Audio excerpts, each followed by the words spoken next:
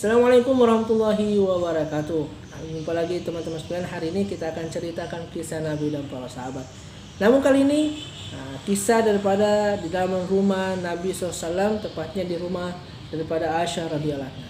Jadi Nabi SAW ini mempunyai segala macam mukjizat teman-teman sekalian.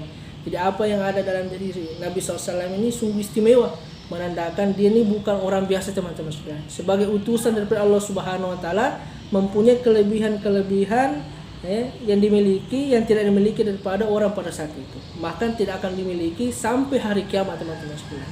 Jadi pada suatu ketika di rumah Aisyah radhiyallahu anha sebelum subuh ini, maka Aisyah ini teman-teman sekalian ingin menjahit pada bajunya. Maka pada saat itu lampu tidak ada. Lampu tidak ada teman-teman sekalian.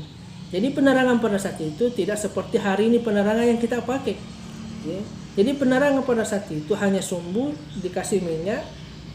Pada saat itu teman-teman barulah ada cahaya. Kalau tidak ada minyak, tidak sumbu, maka tidak ada pencahayaan teman-teman sekalian. Maka pada saat peristiwa ini, di rumah Aisyah tidak mendapat penerangan. Kemudian dia hendak menjahit baju dengan memegang jarum yang begitu kecil. Maka ketika dia pegang, maka jarum itu terjatuh. Benda kecil jatuh di tempat yang gelap. Maka sangat-sangat sulit untuk mencarinya. Maka peristiwa ini teman-teman sekalian, ketika itu masuklah Rasulullah SAW di rumah, di tempat Aisyah radhiyallahu anha.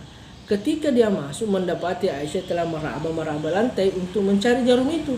Ketika Nabi SAW masuk, maka ibarat ada cahaya masuk teman-teman sekalian, lebih terang daripada penerangan pada saat itu. Maka langsunglah Aisyah radhiyallahu anha ini mendapati jarum yang dicari. Maka setelah itu Aisyah katakan, "Ya Rasulullah, sungguh wajahmu begitu terang." Sungguh cahaya wajahmu begitu terang. Maka setelah berbincang-bincang seperti ini teman-teman sekalian, maka Aisyah katakan, "Wahai Rasulullah, sebenarnya siapakah orang yang tidak mampu berjumpa engkau nanti di akhirat? Siapakah orang yang tidak mampu berjumpa nanti engkau pada hari kiamat?" Maka Nabi SAW katakan, "Orang yang bakhil." Langsung Nabi katakan, orang yang bakhil itu orang yang ketika disebut namaku kemudian tidak berselawat kepadaku, maka itulah orang yang paling bakhil teman-teman sekalian. Maka teman-teman sekalian, inilah salah satu mukjizat Nabi SAW, dan Nabi SAW ini memberikan cara, jalan, petunjuk untuk bagaimana bisa berjumpa dengan Nabi SAW pada hari kiamat dengan memperbanyak salawat kepadanya. Semoga kisah ini bermanfaat. Barakallahu fikum.